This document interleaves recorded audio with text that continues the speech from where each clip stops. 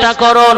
আল্লাহ রাব্বুল আলামিন এই মুহররম মাসের 10 তারিখে নবী হযরত সুলাইমান আলাইহিস সালামকে রাজত্ব দিয়েছিলেন, তানাকে নবুয়ত দিয়েছিলেন। হযরত নবী সুলাইমান আলাইহিস সালাম তিনি কিছু লোকজন নিয়ে একটা রাস্তা দিয়ে যেতে শুরু করলেন। আল্লাহর নবী হযরত সুলাইমান আলাইহিস সালাম না তিনি অন্য কোন বাহনে নয়, তিনি একটা সিংহাসনে বসলেন আর হাওয়াকে হুকুম করে দিলেন আল্লাহর হুকুমে, ও হাওয়া তুমি আমাকে নিয়ে চলো। হযরত নবী সুলাইমান আলাইহিস সালাম হাওয়ার হুকুম মতো, হযরত নবী সুলাইমান আলাইহিস সালামের হুকুম মতো হাওয়া নবী সুলাইমান আলাইহিস সালামের সিংহাসনকে উড়িয়ে উড়িয়ে নিয়ে যায়। আল্লাহর নবী সুলাইমান আলাইহিস সালাম ওই সিংহাসনের উপরে বসে আছে, সাথে অনেকগুলো লোকজন আছে, সাথে কাফেলা নিয়ে আল্লাহর নবী হযরত সুলাইমান আলাইহিস সালাম একটা রাস্তা দিয়ে যায়। হযরত সুলাইমান আলাইহিস সালাম যেন শুনতে পেলেন একটা পিঁপড়ে বলতে লাগে, ও পিঁপড়ের দলেরা আমি তোমাদের নেতা, আমি তোমাদের বাদশা, তোমাদেরকে সতর্ক করে দিচ্ছি তোমরা এই মুহূর্তে যে যার গর্তের ভিতরে চলে যাও, যে যার আশ্রয় নিয়ে নাও, কারণ এই রাস্তা দিয়ে হযরতে নবী সুলাইমান আলাইহিস সালামের কাফেলা যাচ্ছে, নবী সুলাইমান আলাইহিস সালামের কাফেলা আসতেছে। এই মুহূর্তে যদি তোমরা গর্তের বাইরে থাকো তাহলে নবী সুলাইমান আলাইহিস সালামের কাফেলার পদতলে তোমরা পিষ্ট হয়ে মারা যেতে পারো। একজন নেতা পিঁপড়ে, একজন বাদশা সমস্ত পিঁপড়েদেরকে হুঁশিয়ারি করে দিলেন। নবী সুলাইমান আলাইহিস সালাম এই কথাটা শুনতে পেলেন। আল্লাহর নবী সুলাইমান আলাইহিস সালামকে আল্লাহ এমন অলৌকিক ক্ষমতা দিয়েছিলেন, ছোট্ট পিপিলিকার পায়ের আওয়াজ, তার কথা আল্লাহ রাব্বুল আলামিন নবী সুলাইমান আলাইহিস সালামের শ্রবণ শক্তি দিয়েছিলেন। বলেন না সুবহানাল্লাহ। আল্লাহর নবী হযরত সুলাইমান আলাইহিস সালাম তিনি একটু সিংহাসনটা নিয়ে আগিয়ে গেলেন, হাওয়ায় উড়ে উড়ে একটু আগিয়ে গেলেন। আল্লাহর নবী সুলাইমান আলাইহিস সালাম লক্ষ্য করে দেখেন ছোট্ট একটা পিঁপড়ে, যে পিঁপড়েটা কোনো মানুষের শরীরে যদি ওঠে যতক্ষণ না কামড় দেয় আমরা বুঝতে পারি না। এই নবী সুলাইমান আলাইহিস সালাম সেই পিঁপড়ের কথার আওয়াজটা নবী সুলাইমান আলাইহিস সালামের কানে গেছেন।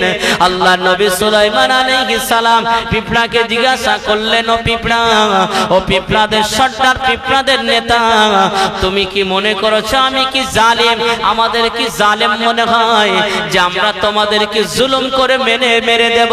ওই সময় নেতা পিঁপড়েটা বলেছিলেন, পিঁপড়েদের বাদশা, পিঁপড়েদের লিডার বলেছিলেন, ওগো আল্লাহর পয়গম্বর, না বেয়াদবি নেবেন না, আপনাকে আমি জালিম মনে করি নাই, আপনার লোকজনকে জালিম মনে করি নাই, কারণ আমি হলাম এই পিঁপড়ের দলের সর্দার, আমি হলাম পিঁপড়ের দলের নেতা। আমি চাই না আমার নেতৃত্বকালে, আমার বাদশাহিত্বের সময় আমার নেতৃত্বকালে কোনো পিঁপড়ে মারা যাক। আমি আমার দায়িত্ব পালন করলাম, আমার দায়িত্ব আছে তাদের বিপদ থেকে সাবধান করা, আমার দায়িত্ব আছে তাদেরকে দেখভাল করা। ওগো আল্লাহর নবী সুলাইমান আলাইহিস সালাম, না আপনি আমাদেরকে মেরে দেবেন, আপনি জুলুম করবেন এটা আমি বলতে চাই না, আমি কেবল আমার দায়িত্বটা পালন করলাম, কারণ আমি হলাম তাদের নেতা, আমি হলাম তাদের রাহবার, তারা যাতে ক্ষতিগ্রস্ত না হয়ে যায় সেই জন্য আমি তাদেরকে সতর্ক করে দিলাম। বলেন সুবহানাল্লাহ।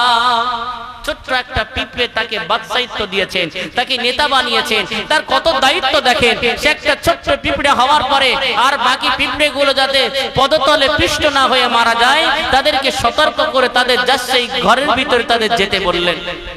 আর দুনিয়ার জমিনে আমরা যাদেরকে নেতা বানাই তারা আমরা কতটা সেফটি করছে।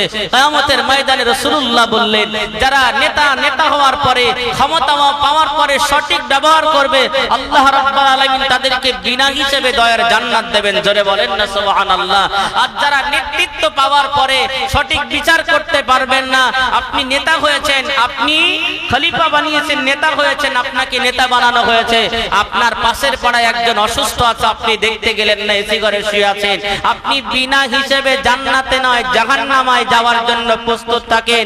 কারণ আপনার দায়িত্ব ছিল, তারা আপনাকে নেতা বানিয়েছে তাদের দেখার জন্য, তাদের দেখভাল করার জন্য, অথচ আপনি নাক ডেকে এসির ভিতরে ঘুমাচ্ছেন আর অন্য জায়গায় কোন একজন মা ডেলিভারির জন্য কাতরাচ্ছে, আপনি রাতের বেলা দেখতে গেলেন না। এমন একজন নেতাকে আল্লাহ রাব্বুল আলামিনের নবী বললেন সে বিনা হিসাবে জান্নাতে নয় জাহান্নামায় যাবে, কোনো সন্দেহ নাই। বলেন নাউযুবিল্লাহ।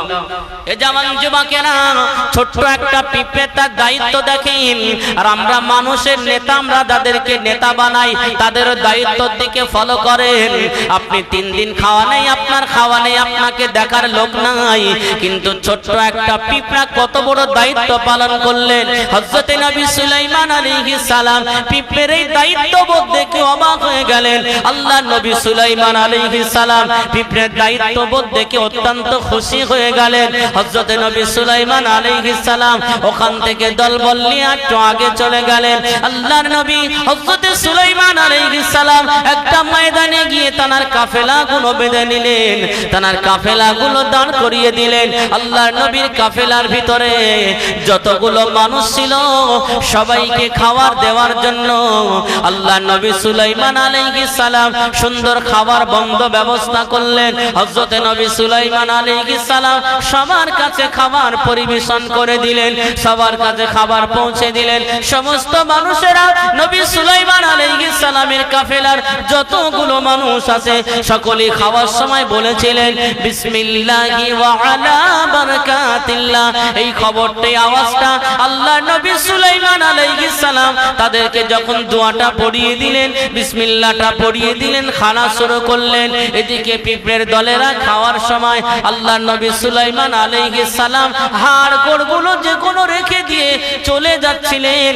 এমত অবস্থায় পিঁপড়ের দলেরা ওই হাড়ের দিকে তারা রওনা হয়ে গেলেন। আল্লাহর নবী সুলাইমান আলাইহিস সালাম তাদের পায়ের আওয়াজ শুনতে পেয়ে বুঝতে পারেন।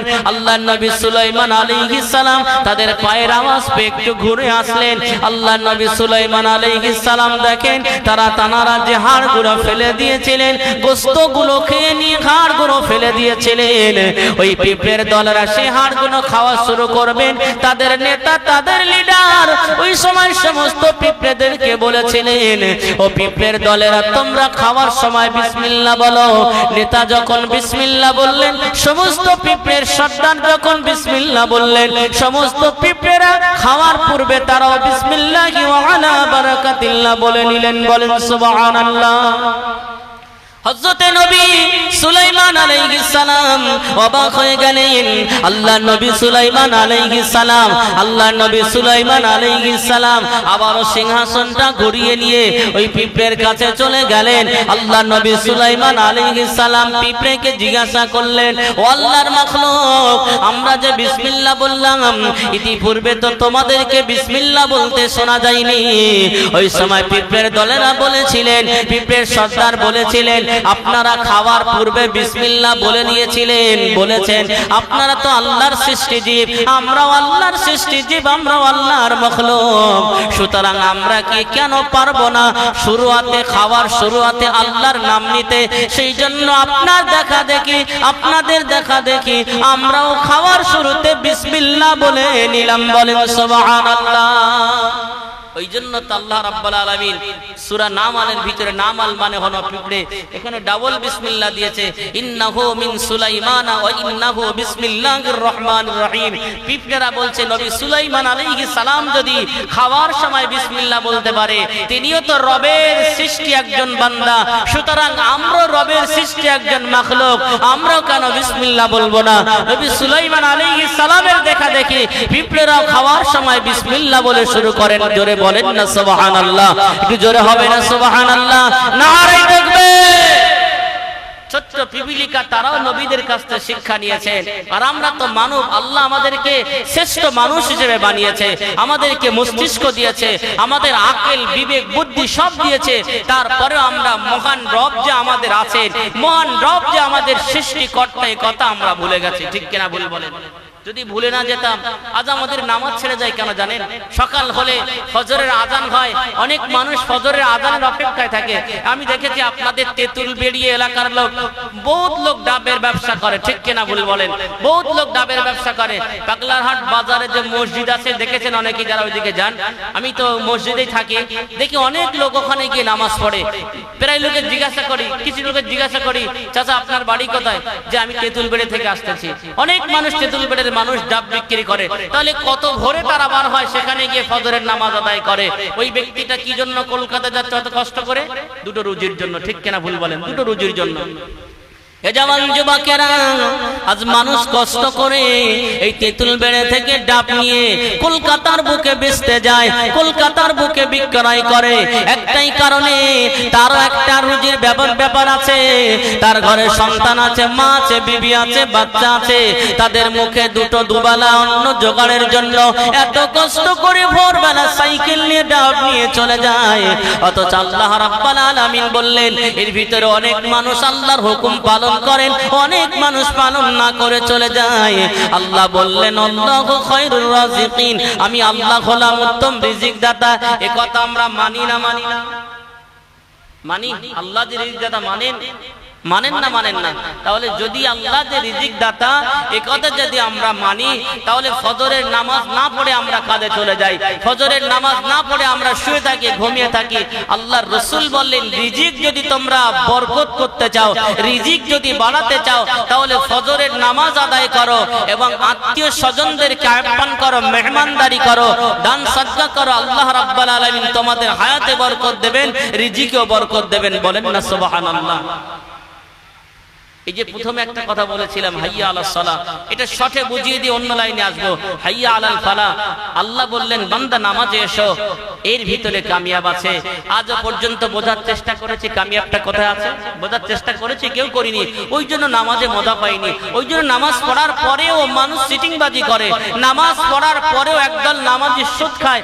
বলতে অবাক লাগে, ভাবতে অবাক লাগে, নামাজি কিভাবে বদমাইশি করতে পারে, একজন নামাজি কিভাবে জমির আলটা ছিট নিতে পারে, একজন নামাজি কিভাবে ফজরের নামাজ পড়ে গিয়ে নিজের ঘেরের আটল না ঝেড়ে অপরের ঘেরের আটলটা ঝেড়ে মাছগুলো বিক্রি করে নেয়। এ কাজ হয় কি হয় না? আপনাদের তেঁতুলবেড়ির লোক হয়তো করে না, অন্য সাইডের কথা বলছি। নিজের ঘেরের আটল না ঝেড়ে অন্য কারোর ঘেরের আটল ঝেড়ে নিয়ে বাবুরহাট কাটায় নিয়ে চলে গেছে বড় নামাজি। এই যে নামাজি হওয়ার পরে এটা শুনতেও খারাপ লাগে, একজন নামাজি কিভাবে কাজ করতে পারে? আসলে সে এখনো পর্যন্ত নাপাক। আপনাদের মনে প্রশ্ন আসতে পারে যে নামাজি সে তো হাজী সাহেব, সে কি পাক নেই? অবশ্যই গোসলের কটা ফরজ জানেন? 3টে ফরজ। 1 নাম্বার গড়গড়া সহ কুলি করা, 2য় নাম্বার নাকের নরম গোস্তায় পানি পৌঁছানো, 3য় নাম্বার সমস্ত শরীর উত্তম রূপে ধৌত করা। এই যে গোসলের ফরজ জানার পরেও সে কেন অন্যায় করে?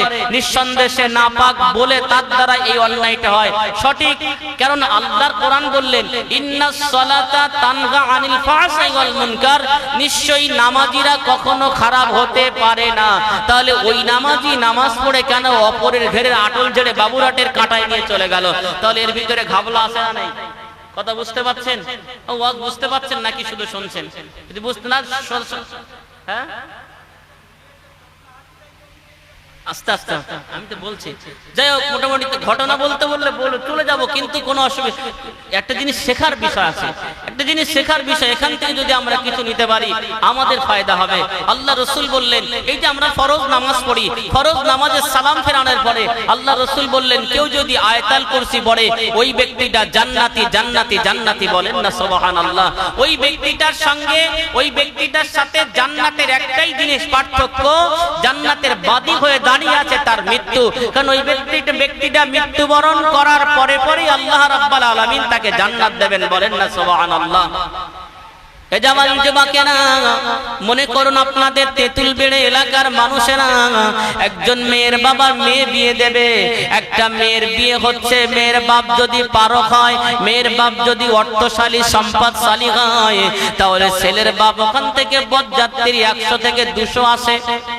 কেউ যদি কোনো মেয়ের বাপ যদি পারক হয়, রুজির মালিক যে আল্লাহ, এটা বোঝানোর জন্য ওই যে হাইয়া আলাস সালাহ বলেছিলাম, হাইয়া আলাল ফালাহ, বান্দা নামাজে এসো, এর ভিতরে কামিয়াব আছে। শুধু কথাগুলো বুঝবেন, বোঝানোর জন্য বলছি, কিছু শেখার জন্য বলছি। নামাজে আপনি যখন নামাজে দাঁড়িয়ে গেলেন, নামাজের দাঁড়ানো থেকে নিয়ে আর সালাম সালাম ফেরানো পর্যন্ত সরিয়ে দেন। একটা জায়গায় আমার আপনার মুখ বন্ধ হবে না।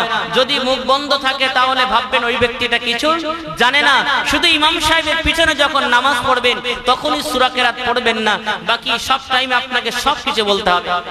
এ জওয়ান যুবকেরা, আগেকার দাদিরা নানিরা তারা সবাই বলতেন নামাজের পাটি পাক করানোর দোয়াটা একবার বলে দাও। আসলে যে নামাজে দাঁড়িয়ে যায়, যে পাটির উপরে দাঁড়িয়ে যায়, সেই পাটিটা কি নাপাক থাকে নাকি পাক থাকে? এখানে বলা হয় ইন্নী ওয়াজ্জাহতু ওয়াজহিয়া লিল্লাযী ফাতারাস সামাওয়াতি ওয়াল আরদা হানিফা ওয়া মা আনা মিনাল মুশরিকিন। এটা নামাজের পাটি পাক করার দোয়া নয়। মহান আল্লাহর কাছে বললাম ইন্নী ওয়াজ্জাহতু ওয়াজহিয়া লিল্লাযী, আমি রুজু হলাম সেই রবের দিকে।